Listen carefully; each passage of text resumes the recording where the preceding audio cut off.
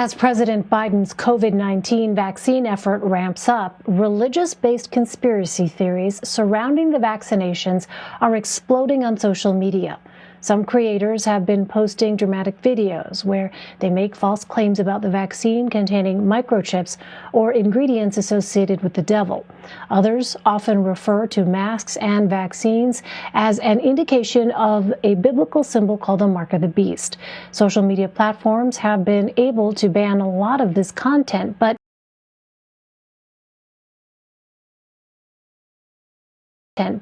it's become increasingly more difficult to enforce. For more on this, let's bring in Elizabeth Dwoskin. She's a Silicon Valley correspondent for The Washington Post. Hi there, Elizabeth. Thanks very much for being with us. So as we said, when it comes to this type of misinformation, a common theme is that these public health measures have to do with the, quote, mark of the beast. What more can you tell us about that? It's like the mark of the beast is a term from the Bible, from Revelations, that refers to in the end times, the Antichrist will test Christians by giving them a mark.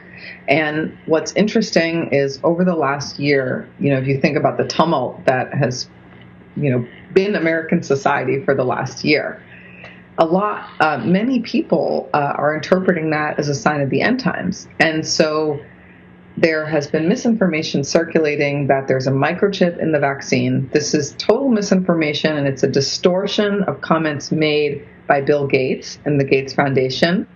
It's a total distortion. I explain it in the story. And so the way that the Bill Gates microchip storyline is now fusing with the mark of the beast storyline is people say that the microchip is the mark of the beast that will signal the end times. And Elizabeth, why is this type of information so difficult to police? And I'm going to laugh as I'm saying it, by the way. I know it sounds probably really out there to you. So what I'll say is, though, probably if you start talking to people, you'll find that a ton of people have someone in their family who believes this. And it's all over social media, which gets to the tech companies. The tech companies, it was very big on TikTok, this mark of the beast hashtags. As a result of some of my inquiries, they actually banned those hashtags. Facebook banned the mark of the beast terminology, they told me, in December. They weren't quite transparent about it at the time, but they say that they did. But it's been circulating over the last year and particularly spiked on two incidents. One, when the vaccines received FDA approval in December, you saw a lot of conversation about this. And then last summer, Kanye West said that he believed the vaccine was the mark of the beast. And unfortunately, that kind of misinformation caused a spark in searches, Google searches and Facebook searches and conversations about the term. So you can really see how the impact of celebrities and civic leaders very much impacts the conversation that people are having. And Elizabeth, you also write that some of these religious-themed conspiracies are linked to the QAnon movement. Can you explain that? Yeah, so that's one of the most interesting parts about this, actually, is there was a report I saw in December from a misinformation analytics firm called Signal Labs.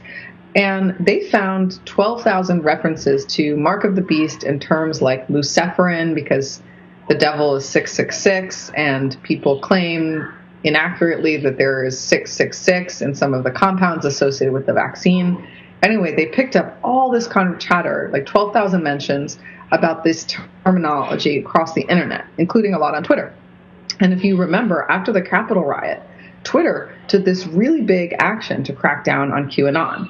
Now, step back. Twitter had claimed they had done a crackdown last summer. So I was surprised, as someone who covers this, to see that there was so much that still slipped through the cracks to where they had to have a second crackdown after the Capitol riot on January 6th. And what Signal saw is that when the QAnon accounts were banned and suspended from Twitter, those when they went back to try to find the mark of the beast and Sephirin and a lot of the extreme Christian conspiracy theories, they found that those statements were suspended because the accounts were being suspended, which suggests that there's a strong overlap between Trump supporting groups Christian nationalism and kind of fringe Christian conspiracy theories, and the QAnon conspiracy theory, which is a conspiracy theory that has been affiliated with violence, including at the Capitol riots. So, Elizabeth, given this sort of misinformation landscape or disinformation landscape, some might say, how are religious leaders actually responding to these types of extremist claims?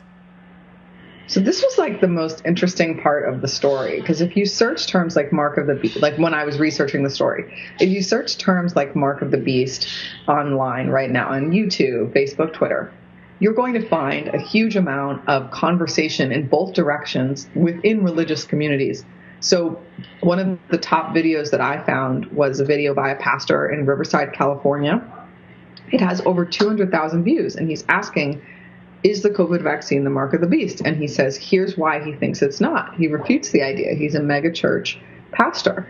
Another woman I spoke with was an epidemiologist at a Christian university in Texas, and she is married to a Baptist pastor as well. And she has a really popular Facebook page where she talks all about COVID from the perspective of a scientist and also as a Christian.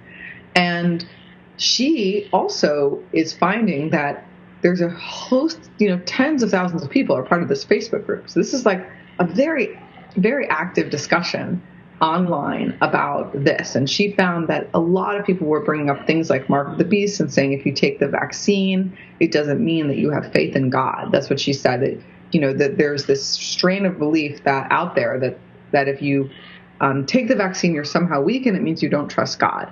And then you see that going into this influencer community online on like TikTok. Like you see all these music videos of young Christians basically reenacting scenes where they take the vaccine and they die and their faces are covered with blood and there's music playing in the background. They're like music videos. And so what you really see is a very like robust conversation online from all the spectrums. And that's why it's actually a very sensitive topic for tech companies, because we know that one of the best ways to combat misinformation is to hear about to hear counter arguments within your own community.